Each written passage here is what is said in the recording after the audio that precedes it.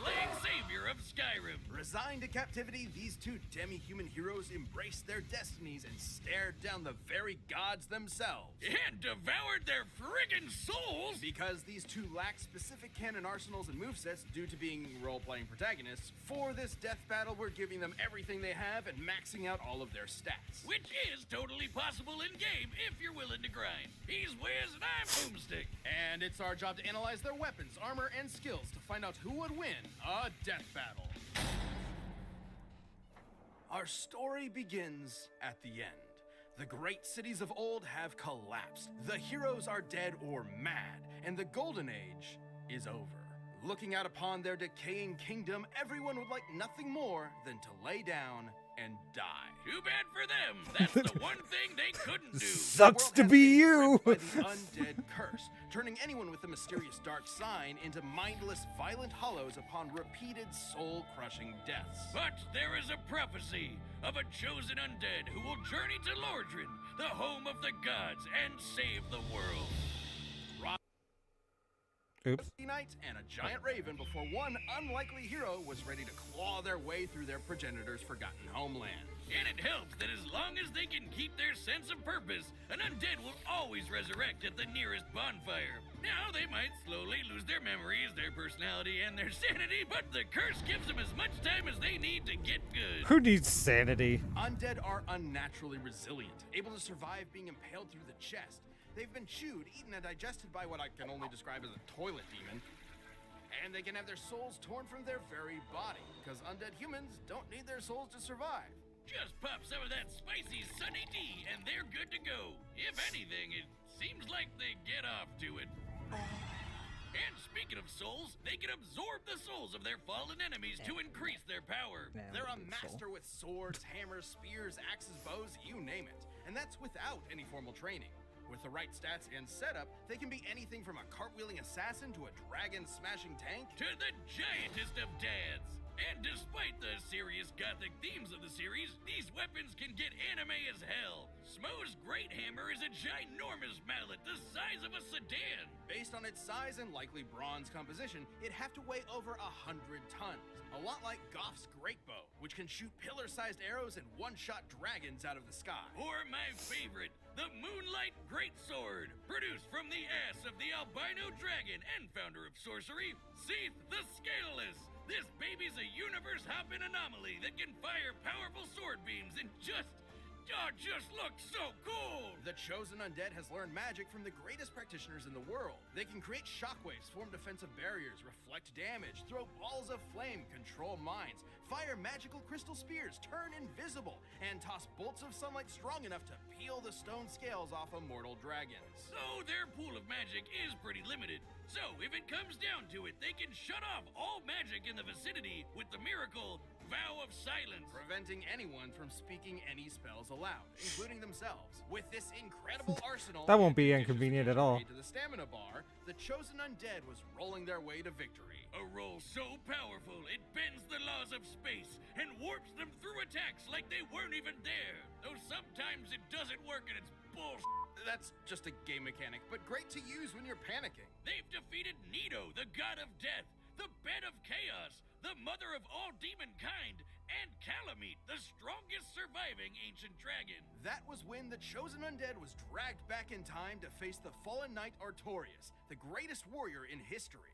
And not only defeat him, but accomplish the greatest feat attributed to Artorias' legend, the destruction of Manus, the father of the abyss that threatened to consume the world. They've even beaten other Chosen Undead from alternate worlds, like the best buddy in all gaming, Solaire. Praise the sun, bro! And soon they were approached by these two slithery freaks. One said to link the fire, and the other said to let it die out, which totally makes sense. Wiz can explain it. Don't look at me. Dark Souls lore is as notoriously convoluted as the flow of its time stream, which is why we have a true expert in the realms of nerdom to explain it for us. Oh, Jocelyn. You wouldn't believe how many item descriptions, forum posts, and moody 2013 lore videos I had to watch through for this. It's story time, kids. In the beginning, the world was In the beginning, it was the static. end. Then suddenly, the first flame burst to life, and with it, the concepts of heat and cold, life and death, energy and time, light and dark. Sounds like a I'm mythological. gonna read that. Repair states light is time, and the spell relies on the use of light to reverse the object's time, implying the first flame controls time, consistent with alternate timelines merging due to the flames fading. Gotcha. Big Bang. The gods were granted immensely powerful souls from the first flame, but their greatest fear was the soul possessed collectively by the race known as humanity, the Dark Soul. The Skyfather Gwyn feared humanity's immortality, and so sealed their dark souls within them. But as humanity reproduced, the Dark Soul collectively grew and the first flame waned. Turns out humans were naturally undying, or according to the gods' propaganda, undead. Gasp! It's all a conspiracy. The undead curse was a lie! Linking the fire means using your very soul as fuel to keep the first flame burning. If an undead champion believes their immortality is a curse, they'll do anything to prevent it, including burning fragments of the dark soul to keep the age of the gods going. So you're a pawn in a game played by decrepit gods desperately clinging to power. Well, that's a huge bummer. They might look like a depressed California raisin, but So I completely forgot that I can't interact with this stuff when transferred to the PlayStation, so I want to continue watching this, so I'm going to be silent for a while. Okay. Time are swift enough to dodge lightning and Oh, no. I wanted to read that. in order to link the flame, their soul needs to be strong enough to maintain the whole universe. The first flame's direct control over fundamental aspects of the reality-like energy, light, and time, combined with individual souls being able to maintain the pocket dimension paintings, is enough to conclude it is a universe-level energy source. And the flow of time for another 1,000 years. other similarly powerful undead across time are swift enough to dodge lightning and even light itself. Based on their dodge compared to this beam and the time it took to reach them, they'd be reacting and moving at over 20% the speed of light. At the end of their quest, they faced down and defeated Gwyn, the Lord of Cinder, long hollowed from linking the flame 1,000 years ago. So, which will you choose? Link the fire and prolong the current age, or let it fade until only dark remains? This is the biggest bummer of them all. Truth is, it never mattered. The cycle just continues age after age, with new heroes replacing the old ones, until the Chosen Undead was long forgotten. Until the infinite march of time ground the world to ash. It was never about the happy ending. It didn't exist. It was about the struggle to get there. That's ultimately what gives us meaning. This episode of Death Battle is sponsored by Brandon. That's right, Boomstick. Dive into the thrilling world of versus music with Brandon Yates as he brings hypothetical matchups to life through his commissioned compositions. Brandon is one of the composers behind Death Battle, bringing us the incredible show-stopping songs I think you I've know and heard love. of Brandon Yates Seriously, before. we love this guy. Hollow Dreams, Princes of Pride, Hedge of Tomorrow, and some of our all-time greats. In fact, he composed the track for this very episode. We'd love it if you supported Brandon's work and enjoyed more of his music by subscribing to his channel and following him on Spotify. Ever had a matchup you just want to see on the show and you just wish you had the music track for it? Well, fans of Death Battle have been loving Brandon's music for years, all commissioned by fans like you. We're talking hundreds of commissioned songs, all for hypothetical episodes of Death Battle. Everything from hard rock to jazzy to electronic to orchestral choirs. And because Brandon is literally one of the main composers of this show, every track he makes sounds straight out of Death Battle itself. Love the music from Death Battle? Then don't wait. Subscribe to Brandon Yates' YouTube and follow him on Spotify right away. That's kind of cool. Hey, you're finally awake. Welcome to the frosty Viking paradise of Skyrim. Visit the quaint Nordic villages. Hike up to the throne of the world. Marvel at the beauty of Blackreach. Hey, what's that in the sky? Why, it's Macho Man Randy Savage. No, it's Thomas the Tank Engine. No, that is a dragon. But not just any mere drake. This is Alduin, the World Eater. And he's come to burn everything to a cinder. But fortunately for you, his path of destruction happened to interrupt your impending execution at the hands of those uppity Imperial pigs. Yeah, I bet he That'll be felt the really worst mistake stupid. this steely monster would ever make. It wouldn't be long before you escaped the destruction of Helgen and defeated a dragon yourself. Then absorbed its freaking soul. That could only mean one thing. You are a being born with the blood and soul of a dragon in the body of a Nord, or elf, or Khajiit, or lizard dude destined to battle Alduin and save the world. In their tongue, you are the Dovahkiin, Dragonborn. In their quest to rid Tamriel of Alduin's dragon army, the Dragonborn became a jack of all trades, master of all. They learned to be a master assassin with the Dark Brotherhood, a master sorcerer with the College of Winterhold, a master thief with the Nightingales, a master dragon hunter with the Blades, and a master good boy. Who's a good boy? That's a good boy. They even fought in the Skyrim Civil War on the side of the Imperial Legion, champions of order. You mean the Nordic War for Independence on the side of the Stormcloaks? Those elf-funded Nord supremacists? Better than those jackbooted Cyrodiil fascists? But what else could I expect from a monster who steals from innocent villagers by sticking buckets over their heads? They can put their skills to good use with an absolute glut of weaponry. Not just the usuals like daggers, swords, hammers, and axes, but also special weapons given to them by the Daedric princes. They're basically crazy powerful gods from the plane of existence called Oblivion. From that wascally wabbit Sheogorath, the Dragonborn received the Wabbajack, a staff that casts a completely random spell on its target, from disintegrating them to healing them to turning them into a chicken. From Meridia, they received the Dawnbreaker, a holy sword made for burning the undead to ash. That's similar to Oriel's bow, which can shoot fiery arrows that can blot out the sun. To cover the distance between the Earth and the Sun in about 2 seconds, the arrow would have to be moving at over 250 times the speed of light. Except this I mean, isn't like, Earth that's and the Sun. assuming- This is the planet Nirn and Yeah. that's Magnus. According to the Elder Scrolls lore master Michael Kirkbride and his in-universe text cosmology, when you look up at the sun, you're actually looking into a dimension of pure magic. Yeah. It's not. Yeah, it's the same thing with like the stars and stuff. If I remember correctly, they're all just like pockets to that like other thing. The arrows are described as working by traveling to the sun. Magnus and temporarily altering the magical connection between Nirn and the gods responsible for sunlight. Confused yet? I am. Exact measurements here are difficult to make, but if anything, the distance should be much greater. Speaking of magic bullshit, the Dragonborn can heal Speaking of themselves, magic cast bullshit. wards and destructive elemental spells, control minds, conjure weapons, and summon lesser Daedra to help them out in a scrap. They're an especially powerful mage because their mana recovers itself automatically over time. They'll never truly run out of firepower. But as a Dovahkiin, the ability they're most famous for is the Thu'um, or shout. By speaking the words of the dragon language, they can manifest their will into reality. Like with the classic Foo's Roda, an unrelenting force which can knock your neighbors into next week, or Soul Tear, which removes the soul from your enemy's body and stores it in a cute gem, like so. Soul! Wait, why didn't anything? Oh. Student loans, man. Something had to cover the down payment. With these units, the Dragonborn can summon country-spanning storms, slow down time, and even call upon a dragon for help, Odahviing.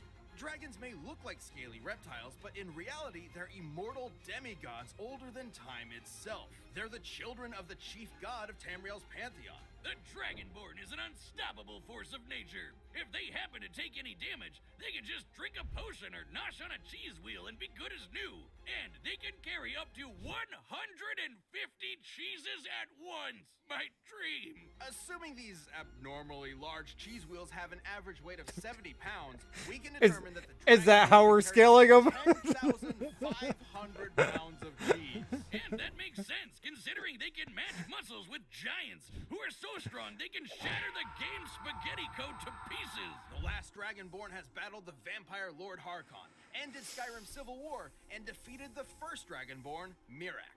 And according to the book, The Guardian and the Traitor, Miraak was powerful enough to tear apart. Will it go away? Well, originally speculated to be a mythological Miraak's existence was confirmed in the last Dragon Ball DLC. The Ensayer warrior who also sank the island of Yukunda. Or the island of Solstheim from Skyrim's mainland. By comparing the size of various countries on Tamriel's map, we can determine that Solstheim is a landmass nearly 1,500 miles in diameter. In order to move that much land over the course of their fight, Miraak's magical prowess must have output an energy over 300 teratons of TNT. That's 3 times the impact of the asteroid that wiped out the dinosaurs. not too crazy when shouts can get strong enough to shake the world itself. It wasn't long before the Dragonborn confronted Alduin in Nord Heaven and put an end to the World Eater once and for all. The epithet is literal. By absorbing the souls in Skyrim's afterlife, Alduin was powerful enough to devour everything. Not just the planet of Nirn, but the Kalpa, the entire timeline past, present, and future. That's the level of unimaginable power the Dragonborn is dealing with here. Tamriel is no stranger to great heroes across its vast, sprawling history. The Nerevarine, the hero of Kvatch, all magnificent in their own right. But when you heard that shout echo through the mountains and the death throes of a dragon defeated, you knew it could only be the Dovahkiin. Dovahkiin, Dovahkiin. Hey, Wiz, did you know that I can blow up a galaxy? What? How? I signed up for a Death Battle YouTube membership by clicking the join button on any Death Battle video or the YouTube channel. You can pick from 3 different tiers full of extra goodies. Base form champions get special badges, emojis, live chats, and the Death Battle Discord. Right, if you go with planet level, you can watch all sorts of exclusive videos and see Death Battle before anyone else. Then there's Galaxy level, which nets you all of that, a whole Rooster Teeth first membership, and the power of ultimate destruction! Can't confirm or deny that last part, but it sure sounds impressive. What are you waiting for? Join now to become a champion. I don't want to be gypped. I want to actually guarantee the ultimate power. It's time for a death battle! What is hope? Is it a wish? A pointless exercise? A fantasy? Go and stop this fool who would let the flame burn the age of humans to ashes. The Ancients of Dark will do anything to snuff out the light. Save us, Chosen Undead. Nice.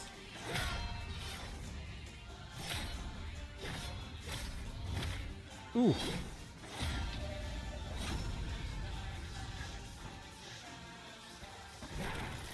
Oh shit. You ain't gonna be able to hit him. You can't hit that dodge roll. You're not gonna be able to hit him. It's just not happening.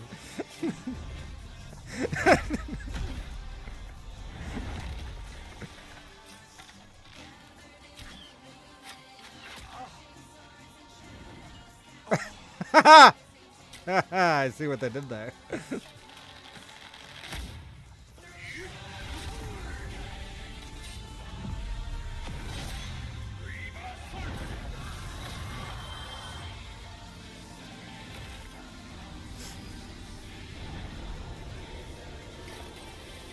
Fuck, right at the respawn point.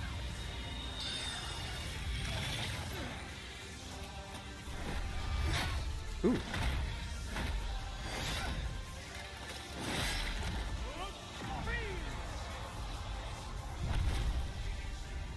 Huh! Didn't expect that.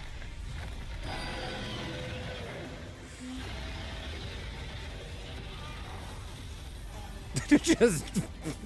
Oh yeah, that's fair. Ah.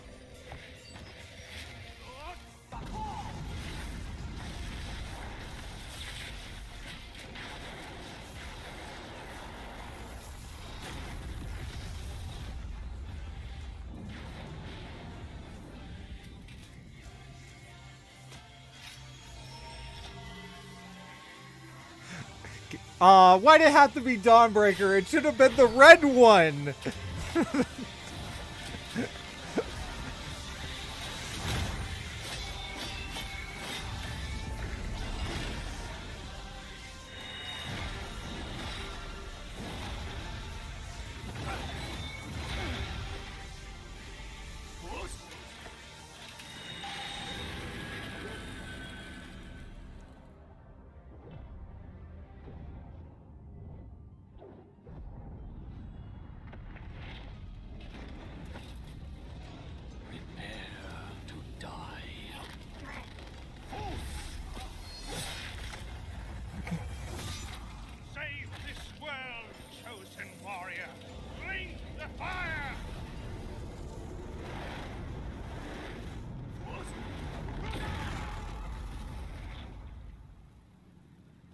let true dark be cast upon the world. Our Lord hath returned. Did he blow out the fire? Is that the idea? The ultimate, like... This debate was fascinating. The Dragonborn had a wider variety of training, better access to summons, and magic that passively regenerated, as opposed to the Chosen Undead's limited pool of magic. Vow of Silence was a slick counter to the Dragonborn's magic and shouts, but it wouldn't last forever. The Dragonborn was significantly faster, too. The Chosen Undead could dodge beams of light, sure, but Oriel's bow could fire arrows that move at least 250 times that. Given that the arrow would need to pass through the infinite dimensions of Oblivion to reach Magnus, the actual speed of the arrows is arguably infinite as well. So one of those, like, what would scalers call it? Oh God, I can't remember the term. But none of that mattered if the Chosen Undead couldn't stay dead. You'd think the Dragonborn's anti-undead weaponry like Dawnbreaker would be an easy solution, but the undead of Dark Souls aren't really the same as Draugr from Skyrim. Skyrim undead Fair are enough. more like those classic reanimated skeletons. But remember the conspiracy. Humans in Dark Souls are naturally immortal. They're not actually undead. Soul Tear wouldn't have been much use either, considering humans in Dark Souls can have their souls removed without dying. So why didn't the Chosen Undead just keep coming back until they eventually won?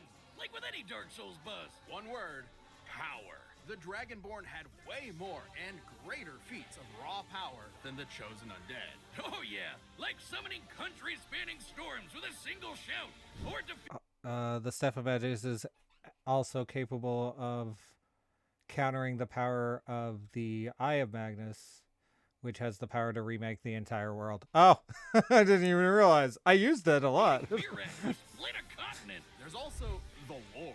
Both characters are essentially mythological demigods in the same kind of vein as Hercules or Sun Wukong. Gameplay alone won't give you the best idea of their full power as characters. So let's get an idea of their max potential from the lore. The Chosen Undead sustaining the First Flame with their soul was insanely impressive. Considering the First Flame is responsible for the core concepts of the universe, like energy and time, it's not a stretch to say it affects not just the planet they live on, but the whole universe. But that's nothing compared to the power levels in the Elder Scrolls. Let's compare the First Flame to Alduin. Both literally run on the power of souls, and both can be directly scaled to our combatants. Alduin had strength to consume the universe, not just Nirn, but the Kalpa as well. You know those planets you see in the sky? According to cosmology, those are actually separate, infinitely big planes of reality. Yeah, you actually get to go to the big one in ESO. Claims to wax the power since ancient times and to be a full of souls during the final battle with the Dragonborn, and Mira claimed to be capable of casually defeating Alduin. That is true. Alduin was going to eat infinity, multiple infinities. In comparison, the First Flame is powerful enough to sustain a universe and the flow of time. But it can't be infinite. Otherwise, it never would have faded to begin with. And that meant the That's Chosen a valid Undead just assessment. wasn't powerful enough no matter how many times they revive. With that much of a difference in power, the Chosen Undead would eventually lose their will to fight and go hollow. It's not traditional, but it is a form of death in Dark Souls.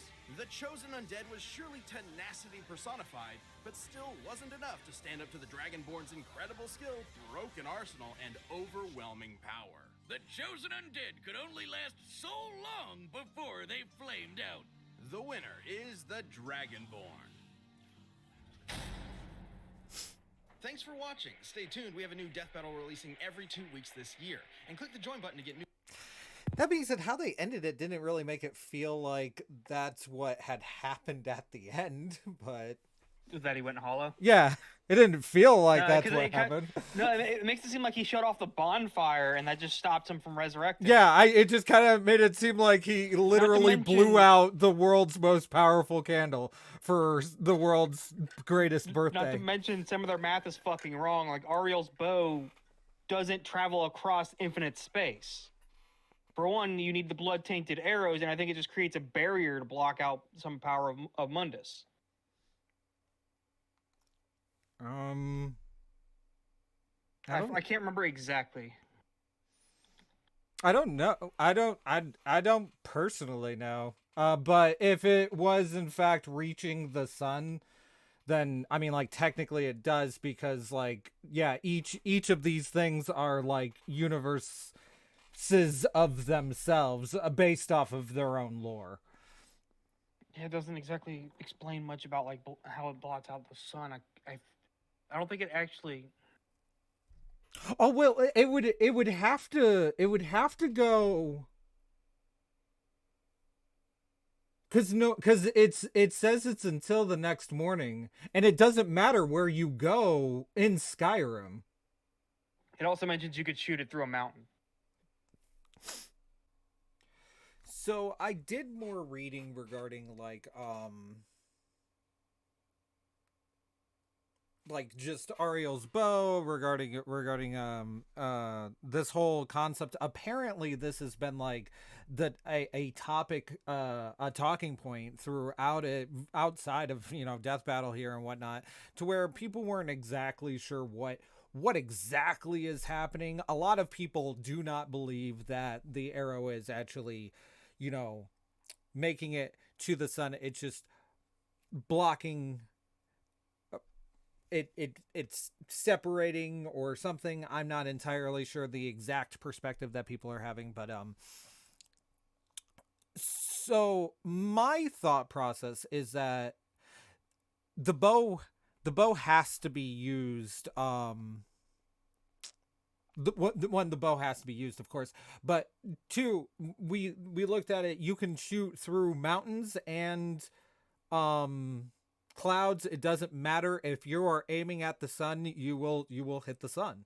Apparently, I don't know if you could like shoot at the ground.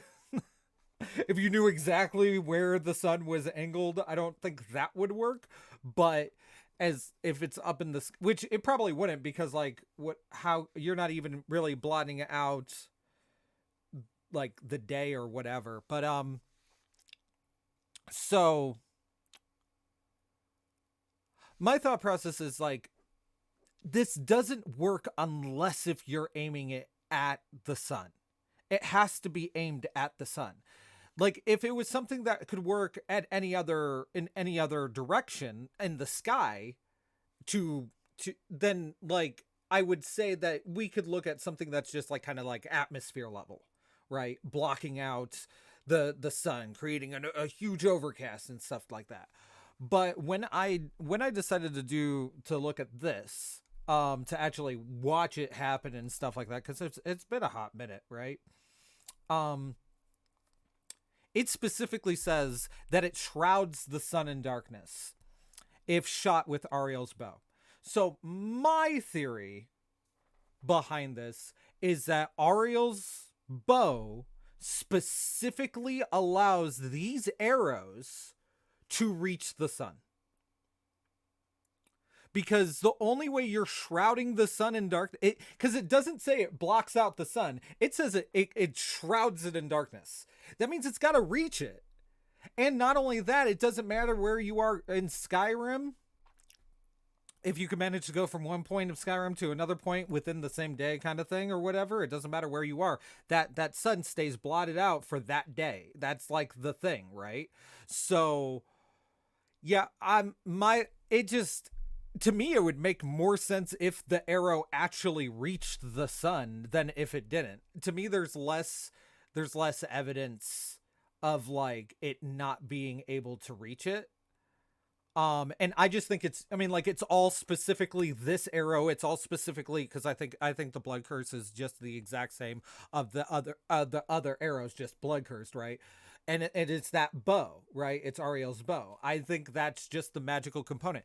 And more specifically, whenever something is written, like how this is written, it is written as a truth. This is a matter of fact. This is how it works, right? That's how it functions. It has like when it comes to Mehrunes Razor, has a chance to just kill something. And it does. Every once in a while, you could just end something's life. Not worry about the damage or anything like that. Not worry about even sneak attack stuff. Doesn't matter. It has that chance to just kill something, right? This shrouds the sun in darkness. Not blocks it out. it shrouds it in darkness. That means it is consumed by this darkness. From my understanding of the definition, you know what? We'll even look up the definition of shroud. See if, let's see. Cloth, a thing that envelops or obscures something. Then synonyms: covering, cover, stuff like that. Yeah, I mean, like, I guess you could kind of use this word for just blocking, but like, I don't know. I wouldn't, like, if someone was hiding behind cover, I wouldn't use the word like they're shrouded behind cover kind of thing. So, yeah, that's my take on this. I think it makes it to the sun. I think that's the specific component of what the bow is supposed to do with the arrow. I think that it makes it to the sun to function the way it's supposed to function.